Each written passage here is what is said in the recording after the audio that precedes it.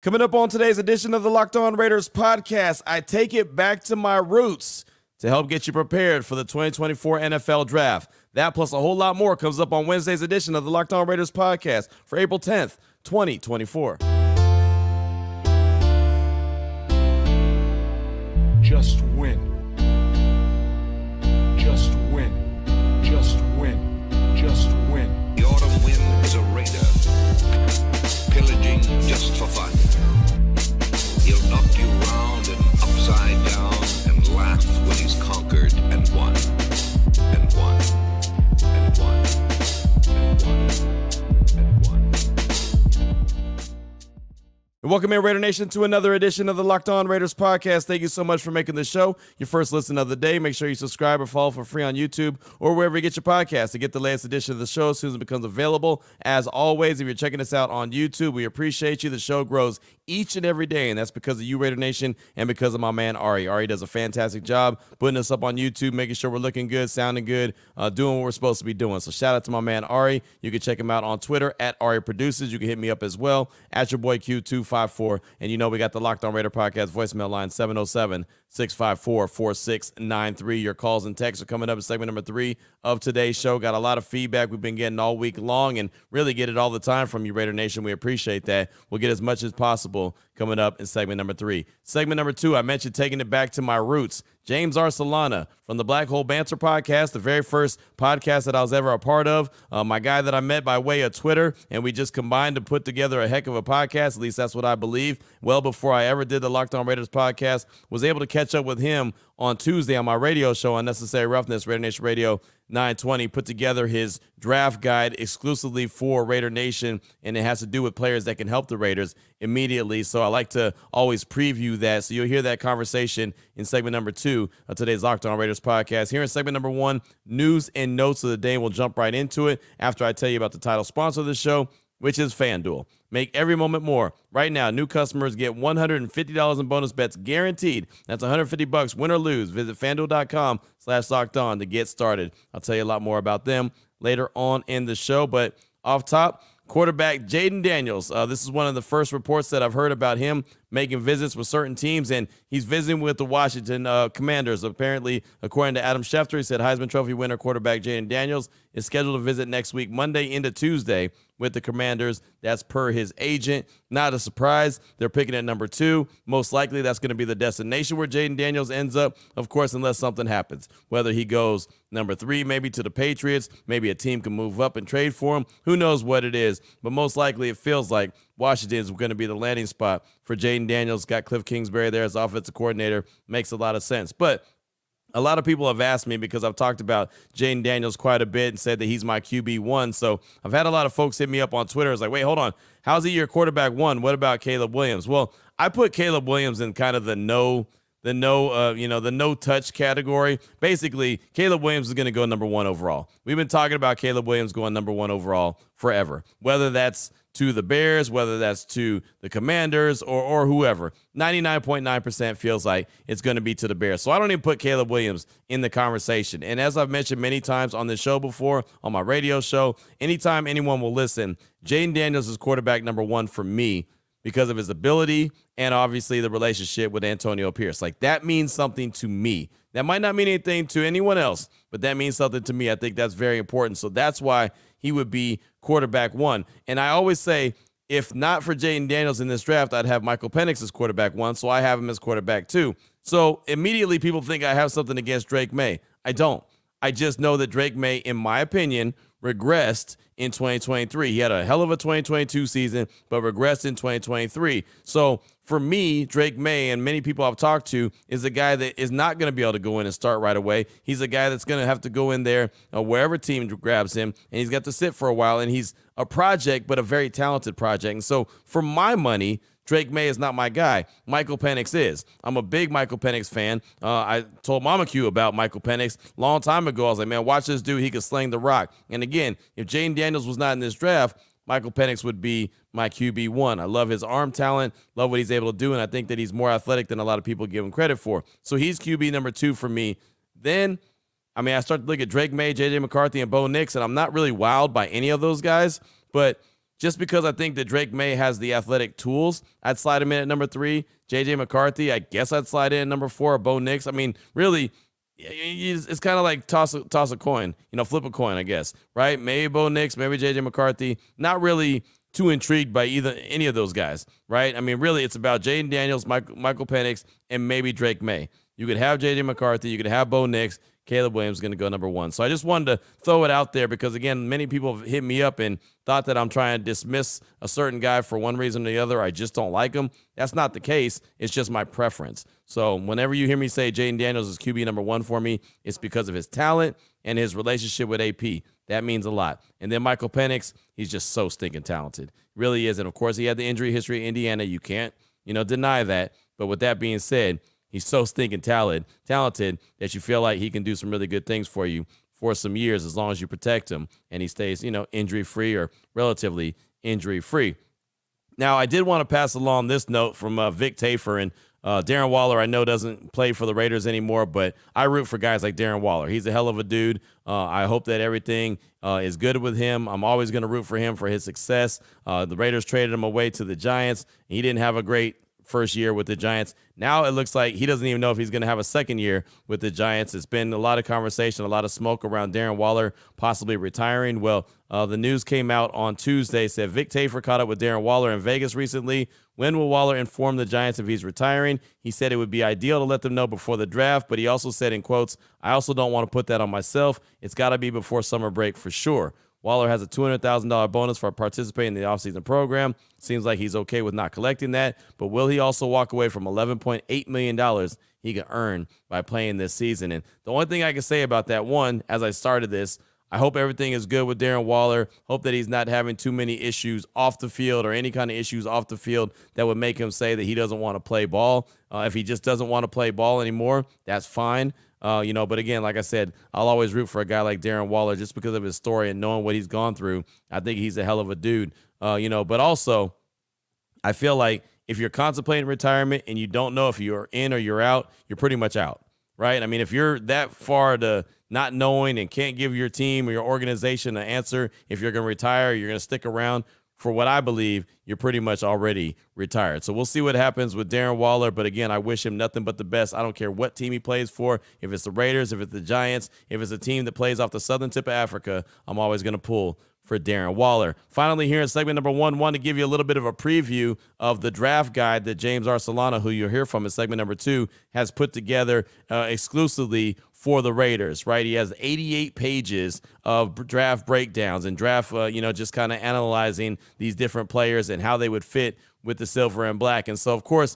we always are going to talk about the quarterbacks. That's always going to be the biggest, conversation piece. But I wanted to pick out 3 non-quarterbacks that I'm very intrigued by, that I would love to see the Raiders come away in this draft with, again, that aren't quarterbacks, that you can see these great breakdowns. This is just a little bit of the breakdowns that they have in this draft guide, the Black Hole Banter draft guide that my guy James Arcellana put together, and you can hear about it coming up in segment number 2. You can even hear how to get a copy of it, in segment number 2. Off top, offensive tackle Talisi Fuaga. That's why I call him Fuaga, because I always mess up his first name. Oregon State, 6'6", 324 pounds.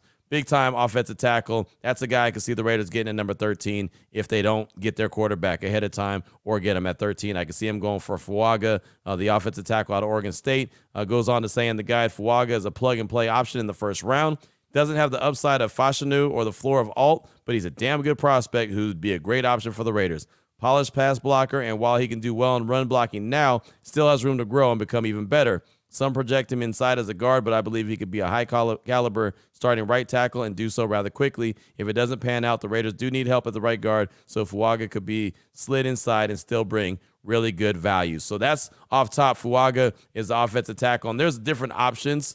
It's a really pretty deep offensive tackle draft, so there's other options there. But for my money, that's a guy that I'm really intrigued by, Fuaga, the offensive tackle out of Oregon State. Also, cornerback Terrion Arnold out of Alabama, 6'1", 189 as far as pounds. It says Arnold is arguably the best corner in a very deep corner class, already capable of stepping on the field day one as a starter. His athleticism makes his upside very desirable because he's a guy that can line up against against anyone. He's fast and most agile receivers. He will need to fine-tune his mechanics, improve his focus, but none of that should be difficult for him to fix given enough time. Nothing is a sure bet in the NFL draft, but Arnold sure looks like he can come darn close to it. Again, that's Terrion Arnold, a cornerback out of Alabama who stands 6 foot and weighs 189 pounds. He is my alpha dog. Between him and Quinyon Mitchell, it's really, splitting hairs. It's like 1 and 1A or 1A and 1B, whatever the case may be, however you want to label them. I think they're both right there. But the fact that Terrion Arnold has done it at Alabama for the time that he's been there puts him over the top for me. Again, I'm a big fan of Quinyon Mitchell, too, out of Toledo, what he's able to bring to the table. But Terrion Arnold is my guy. And finally, the third little prospect that I would have no problem the Raiders coming away with the draft with. And look, they need different options. They need an offensive tackle. They need a cornerback. I could see a wide receiver for depth. I could see a running back. There's multiple different positions. They can address the defensive tackle position, defensive line if they want. But I'm going to go with the running back here. Blake Corum, the running back out of Michigan, 5'8", 205 pounds.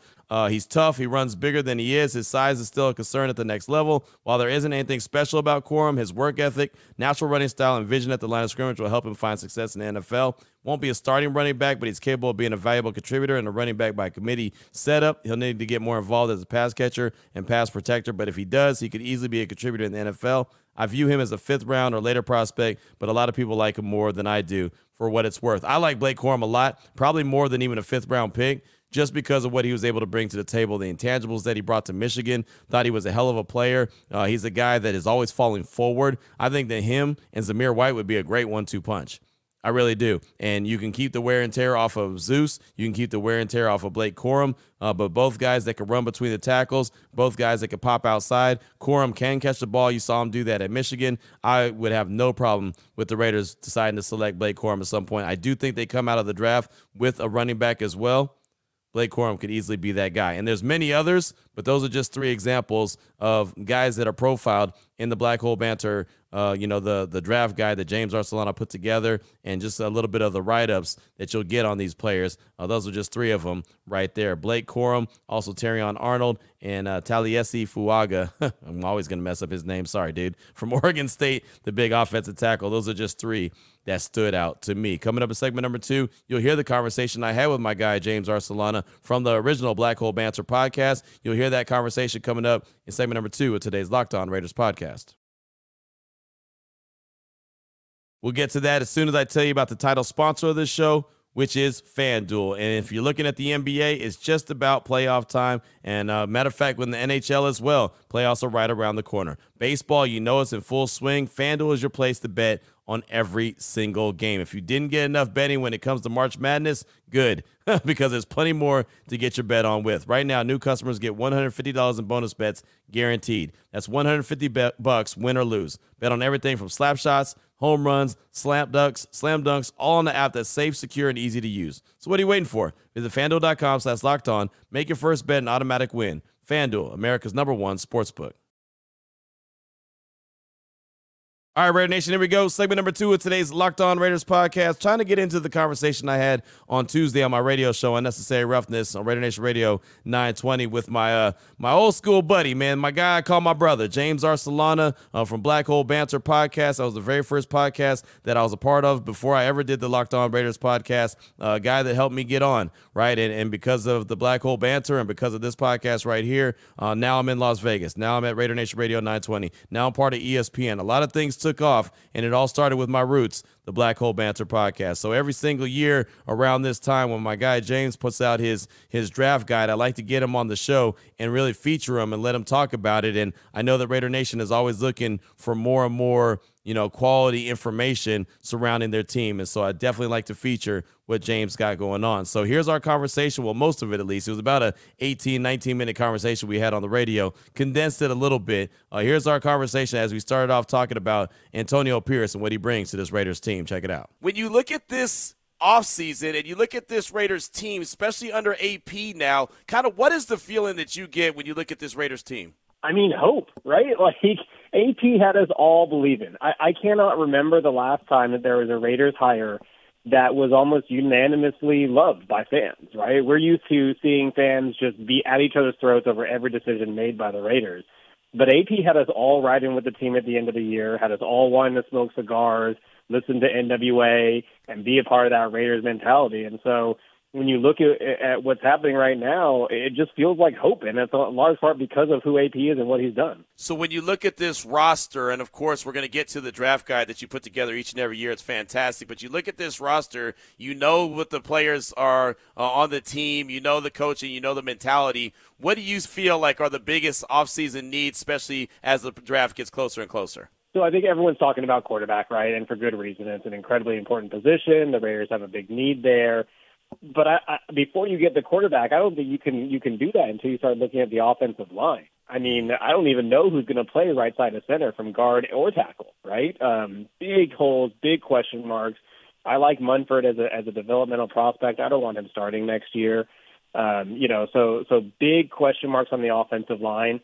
And I think while everyone's talking about quarterback for good reason, no matter who the Raiders choose to be their quarterback for next year and for the future, that quarterback is going to need a good offensive line protecting him. So that, for me, is priority number one, fixing that offensive line. James Arcellana, BlackHoleBanter.com, is with us here on Raider Nation Radio 920, Unnecessary Roughness. So when you speak about the quarterback, and I agree with you with the offensive line, especially the right side, what are your thoughts on O'Connell and Minshew? Those are the two guys that we know are in the mix right now with what we believe will be another one added in the draft. So I feel like those are two good guys to have on the roster to feel like you're not desperate heading into the draft, right? Because worst case scenario, if you can't get someone who can beat them out or compete for that starting job, you have two guys who have NFL starting experience, who play with a chip on their shoulder, one of whom already knows the coaching staff was here last year, and another one who's aching to prove himself continuously in NFL with Minshew.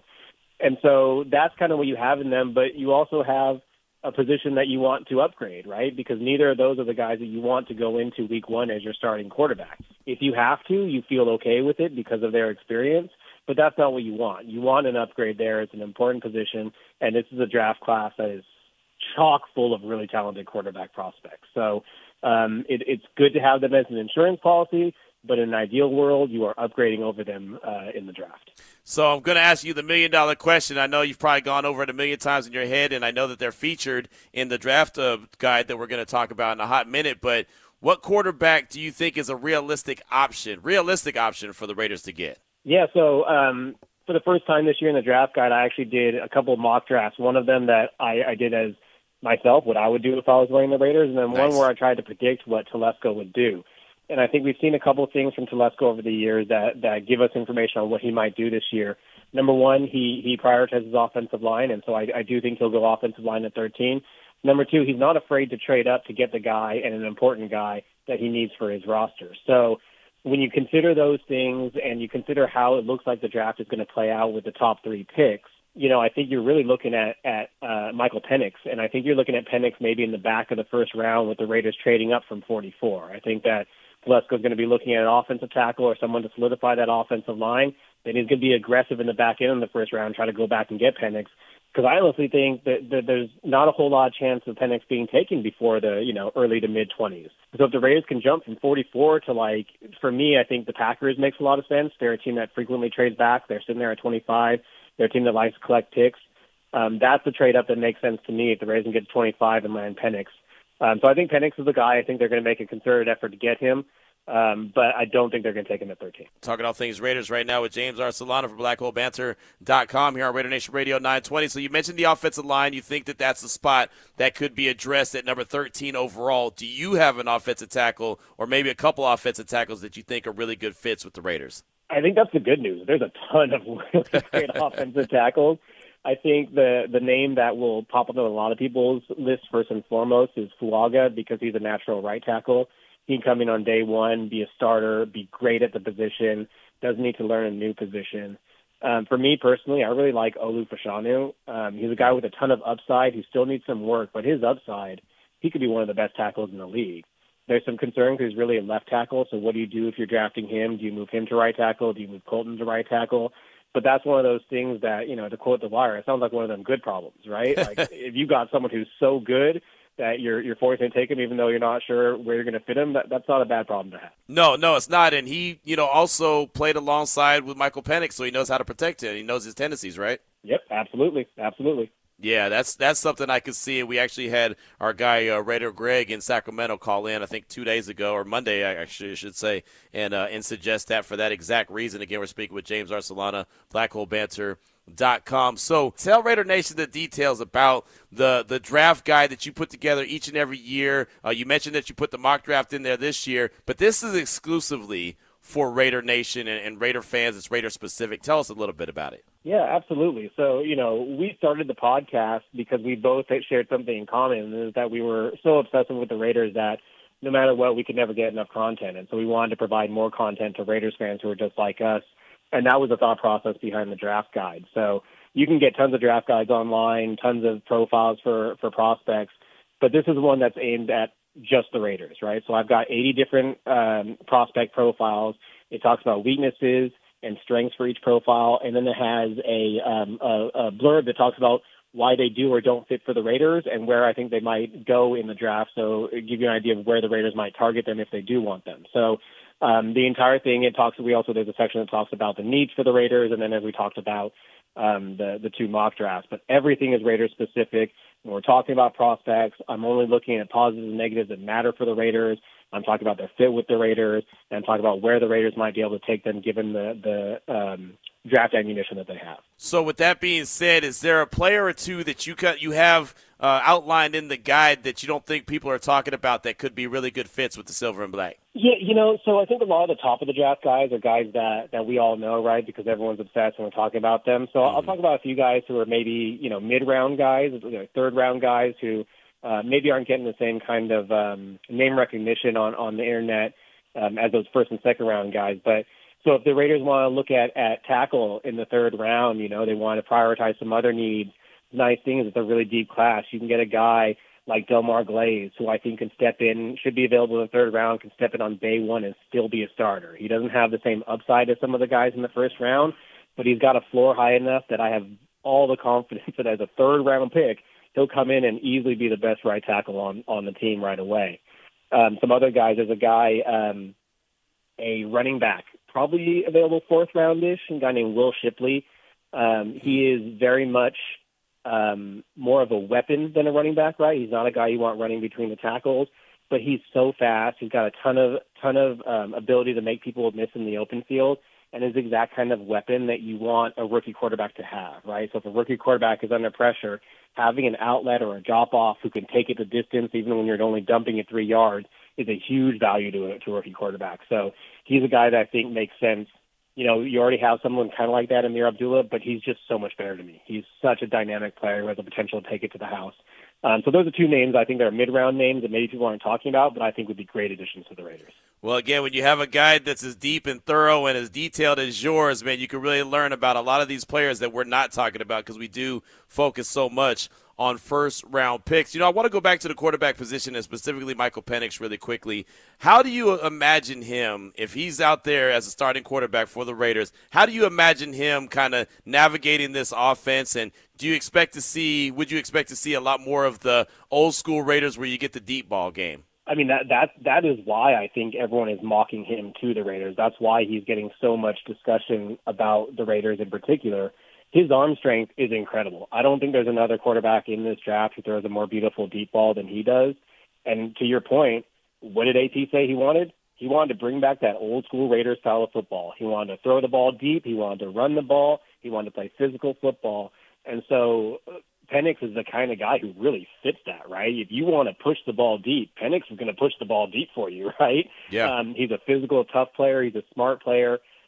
He's also someone who I think among the quarterbacks in the draft is one of the most ready to start on day one. He maybe doesn't have the ceiling of a Caleb Williams or a Drake May or a Daniels, but day one, he can come in and he can run an offense. He's had so much experience in college. So I think he fits for the Raiders because of the arm strength and arm talent, and because of the fact that the Raiders need a guy who can step in on day one and start, and I think Penix is that guy. The big splash that the Raiders made this offseason was bringing in Christian Wilkins. I mean, of course, they signed Gardner Minshew as well, but the big splash was Wilkins. How much better do you think that makes the Raiders' defense now with that addition? I don't know that there was any other single player in free agency that you could have gotten that would have made a bigger impact on this team outside of maybe Kirk Cousins, and that's only because of the position he plays. Wilkins is the elite of the elite, right? He is up there in the conversation with Chris Jones. He is that good of a player. He can impact the game against the run. He can impact the game against the pass. And maybe one of my favorite parts of him is that he talks a whole lot, so he's going to impact the game in terms of getting in the heads of offensive players, right? He is just a difference maker. He is going to make quarterbacks uncomfortable in the pocket. He's going to make Max Crosby's job easier because people can't double and triple team him like they used to. He's going to make Jack Jones look like a star because he's able to crash the pocket like that. He is single-handedly going to make so many players around him so much better. If that was all they did in free agency, which almost is all they did in free agency, right, I'd still be happy with it because he is that much of a difference maker. I agree. I'm excited to see what that defense looks like. It's been a long time, James. We've been rocking with the Raiders for a long time. It's been a really long time since they've had a defense like we saw in 2023, so I'm excited about that. Well, but again, before we let you go, man, I want to know, get all the information. Let everyone know the information on how they can get the draft guide that you put together that is Raiders exclusive. Yes, sir. I appreciate you. Thank you. So you can find me on Twitter at Oakland Above All, and you can find all the information there. But basically, you just hit my Cash App or my Venmo.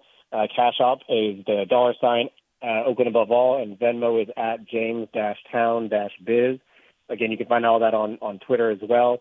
And hit me the $5. Make sure you put your email address in the note, and I'll email a copy right over to you. So there you go right there. That was the conversation with my guy, James Arcellana from the Black Hole Banter podcast on Twitter at Oakland Above All. If you're trying to get a hold of that draft guide, I got my copy on Tuesday. Been going through it already. 88 pages. It's deep. A lot of information. Every player has some kind of relation and some kind of tie-in with the silver and black. He basically has it labeled out how they could fit in, what they could bring to the table for the Raiders. I definitely encourage it. And only $5, man, that's nothing.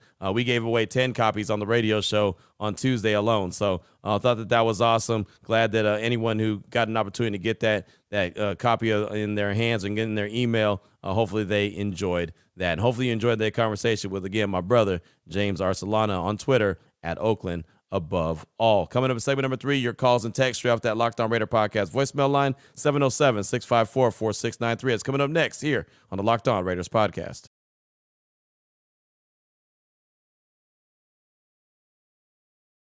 Here we go, Raider Nation. Segment number 3 of today's Locked On Raiders podcast. Your calls and texts straight off that Locked On Raider podcast voicemail line, 707-654-4693. Let's start things off with a text today from Napa Raiders. It says, hey, Q, I know it's a long shot, but what if we traded for Josh Allen? Seems like the Bills are back to a rebuilding phase and couldn't imagine he's very happy about it. If we could, what do you think it would take to get Josh Allen? And would you rather have him or Jaden Daniels? Thanks. I love the podcast. I listen every morning. That is from Napa Raider. Thanks so much for the text. Thanks for the compliments on the show. And, yeah, Josh Allen's not getting out of Buffalo.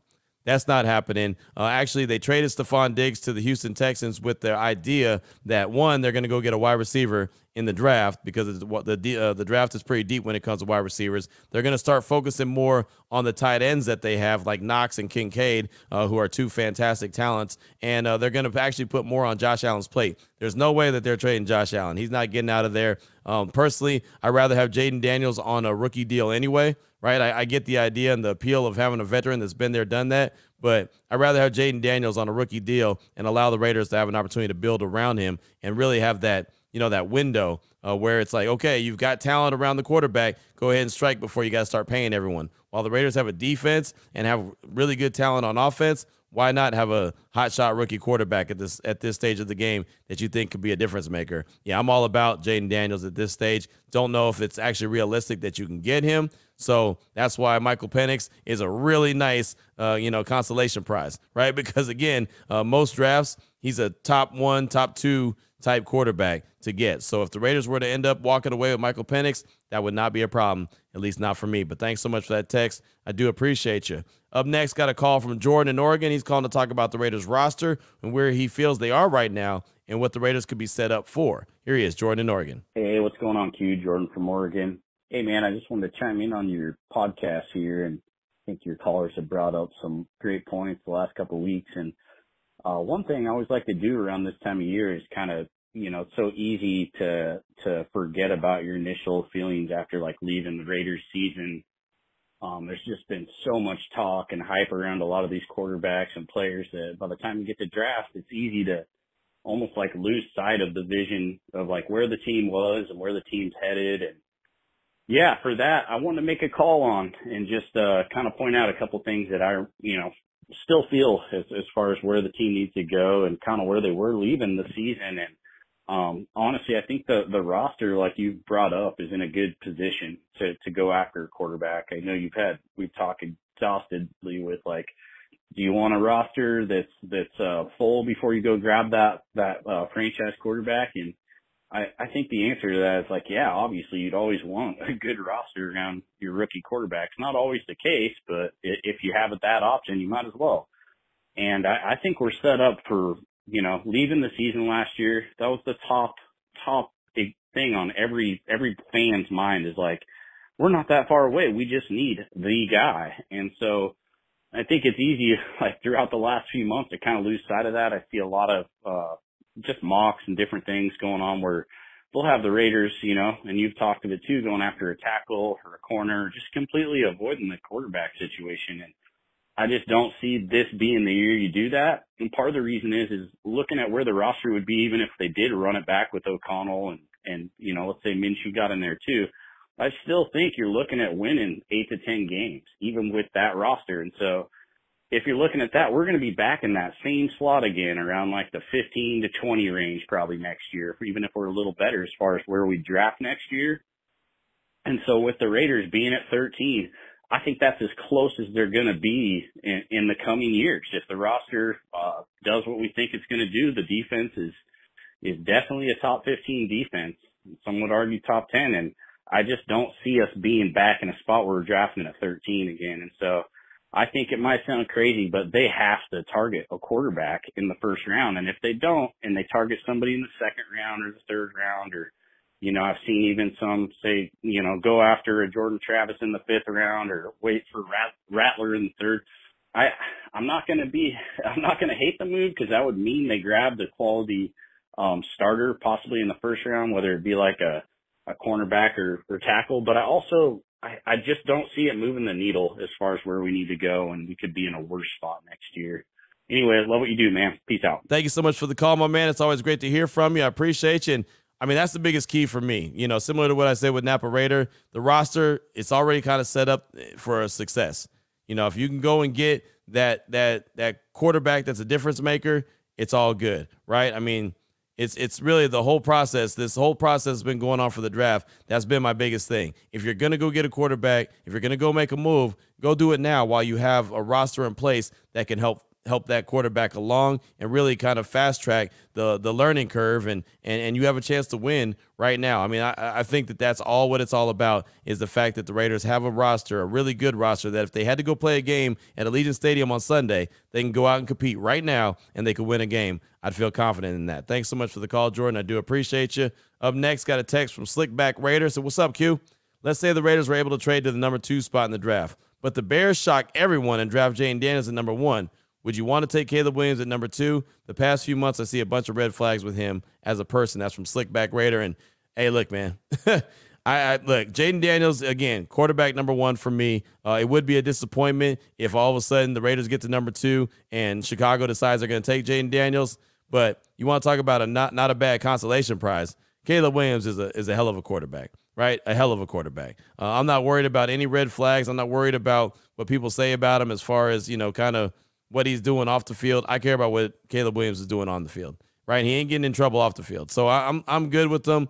I have no problem with whatever he's got going on, him showing emotion when they lose, whatever the case may be. Caleb Williams is a hell of a quarterback. If he were to fall to number 2, which I just could never see Chicago passing on him like that, unless they set up a trade with Washington, as I've mentioned before, that could be a possibility. I feel like Chicago's almost in a position where the Houston Texans were when they drafted Jadeveon Clowney. Remember when the Raiders were able to land Khalil Mack at number, 5? Was it 5 or 4? I want to say it was 5, but it might have been 4. Either way, they were able to get Khalil Mack. I thought it didn't make any sense for the Texans to grab Jadeveon Clowney. I thought he was going to get paid off of one hit that he had in the bowl game, which he basically did. The thing about it is I always thought Khalil Mack was a better fit with what the Texans wanted to do defensively. And I remember everybody who was a draft expert that came on my radio show on ESPN Central Texas, I kept saying, but yeah, doesn't Khalil Mack fit better with what they want to do as opposed to Jadeveon Clowney. Like, there's no way you could pass on that generational talent. I feel like because of that hit,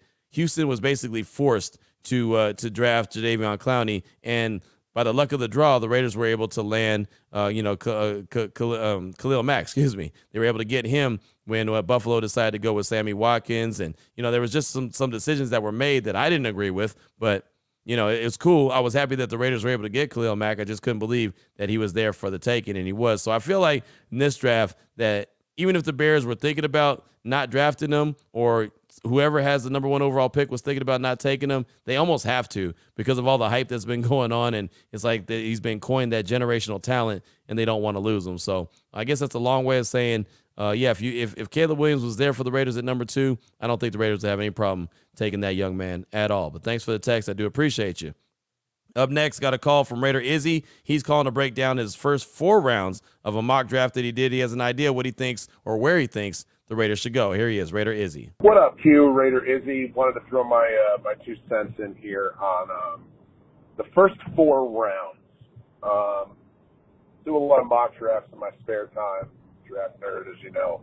But I wanted to throw a couple ideas at you here. So here's one for the first 4 rounds that I absolutely love. Round 1, Penix. I'm all in for Penix at round 1. I feel like he would bring that vertical game back to us, and I just love his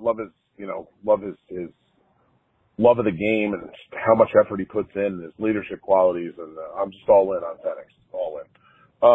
Round 2 is where I kind of veer a little bit. I want to go, if we get Penix, I want Xavier Leggett from South Carolina in round 2. Vertical threat, big-bodied vertical threat that would just do wonders for this offense. I know it's not exactly a need. I get it. We'd be able to go out week 1 and just start spitting fire with someone like that in this offense. So I would love that.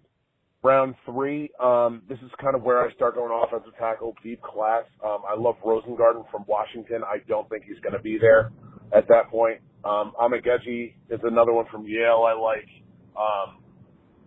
Fisher from Notre Dame. I'm going Amageji, though. I think from Yale, big body dude, 320-something pounds, super athletic mauler. I'm going him for the right tackle spot. And then round 4, this one I love too, Kyrie Jackson, the corner from Oregon. You're probably familiar. He was an Alabama guy. A lot of people said he was the best corner in that room. Has some edge to him, man. I like him as a fit very much so for this team. Good corner, physical, just plays pissed off. I like it, but that's where I'm going with my first 4. I know, obviously we have a lot more picks. I can go on for days about this, but those are the big 4 right now for me. Those are the 4 picks I absolutely love for this team right now. So want to get your thoughts, bro. Love it as always. Later. So in the first round, he's got Michael Penix, quarterback out of Washington. Second round, Xavier Leggett, wide receiver out of South Carolina. You got the offensive tackle. I'm gonna mess up this name too, man. Amagaji. There you go, out of Yale. The big fella, 6'5", 323, and then Kyrie Jackson, Oregon cornerback. And I mean, that's a nice, first 4 rounds right there. I mean, all those players are very talented. Obviously, Penix, we don't have to talk about. We already know how I feel about Penix. Leggett has great long speed, agility, good size. And the thing about him is he can defend, or he can fend off defenders, right? I mean, he can keep them basically on his back because of his body type and his body shape, his frame. He could do that. I think that's good. Again, the offensive tackle out of Yale, that I'm going to mess up his name 1,000 times. He's a big-time player. And Kyrie Jackson, Oregon cornerback, you mentioned Alabama. Yeah, definitely know him from Alabama as well. Also, all those guys that you mentioned, they're all featured in the Black Hole Banter, the draft guide that James Arcellana put out there as well. So, I'm good with that. There's a lot of different directions the Raiders could go the first 4 rounds, but if that's what they walked away with, that would be okay. Again, the wide receiver out of South Carolina is probably not needed in round 2, but the wide receiver depth is definitely needed, and especially a guy that can stretch the field. I like Trey Tucker a lot, but he's a little smaller. So, Xavier would have the bigger size that I'd be a fan of as well. So I think they need a speed guy that is bigger, is taller than Trey Tucker is. Excuse me. So there you go. I'm good with that, Raider Izzy. Thanks so much for that call. I appreciate you. Up next, got a text from Vic in Richmond. It says, hey, Q, it's Vic in Richmond. Rumors that the Patriots would want 3 ones and more. Would you rather trade that much for Jaden or stand pat and take Penix? I think if you love your guy, do whatever it takes. What are your thoughts? That's Vic in Richmond. And, yeah, I mean, you know how I feel. If the Patriots and the Raiders have an opportunity to swap picks, and the Raiders obviously had to give up the 3 ones that you're mentioning to go and get Jaden, if they're guaranteed to get Jaden, great. I just think that you have to get to number 2 to get Jaden. I don't think that he's going to be available at number 3. I think the Raiders got to trade up with the Commanders, and that's going to cost even more. But again, whatever it is, if Washington is ready to trade and they're willing to trade, I say pull the trigger on it. I don't mind giving up the farm. It's not very rare. It's not very often that I actually say this, but I'm good with it. If they're going to want to trade and get all that, and go all the way up there and get Jaden, yeah, go do it. I'm good with that. No problem. Finally, we got a call from Reggie Reg from Pomona, calling to talk about what he would be disappointed in or would be disappointed with if the Raiders came out of the draft without. Here he is, Reggie Reg from Pomona. What up, Q? It's your boy Reggie Reg from Pomona, man. Listen every day. You know what I mean? I start off the day with you, and I appreciate what you do for the nation. Hey, but check it out. Man, I've just been thinking about the draft and what I would be disappointed in if we didn't get. Now, the thing I'll be really disappointed is if we didn't get Jaden Daniels or Michael Penix Jr. Now, the way we get Jaden is if Washington doesn't pick him. If they pick Drake May, then I think the Patriots will deal with us. Now, if they get him, and now it's Penix, we have to get above Minnesota and Denver, which is number 10, to get Penix Jr. Now, if we don't get either of them, that would be a big disappointment for me. Want to know what you think about that, Q? Other than that, man, you know it's Nation all day. Raiders! Thank you for the call, my man. I appreciate you. Daniels or Penix. If they don't come out with one of those, you'd be disappointed. I get it. I think all of Raider Nation would be disappointed if they don't come out of the draft with that. Again, I've mentioned before, they don't have to have a quarterback only because they have Aiden O'Connell. They have Gardner Minshew. Those guys have starting qualities, but I think all of Raider Nation, their shoulders would shrug a little bit if they weren't able to land Daniels and sure weren't able to land Penix. So we know what it would take to go get Daniels. When do you feel comfortable taking Penix? If you're Tom Telesco, do you have to trade up to ensure that you get him? Do you wait at 13 and get him? Do you think you can get him at the back end of round 1? Do you think you can get him in round 2? Like, what kind of dice are you willing to roll, right? How big are your stones? And, okay, well, we'll just go ahead and wait because we think we can get this guy here and then get Penix a little bit later. That's a question that Tom Telesco's going to have to answer. But Reggie Reg, thanks so much for that call. I do appreciate you. Got a very lengthy text from Young in Tacoma, Washington. We'll get that tomorrow. More calls and texts as well. Of course, more news and notes and plenty of feedback at the same time. So until then, Raider Nation, take care of yourself, take care of your family, love on your family. And as always, just win, baby.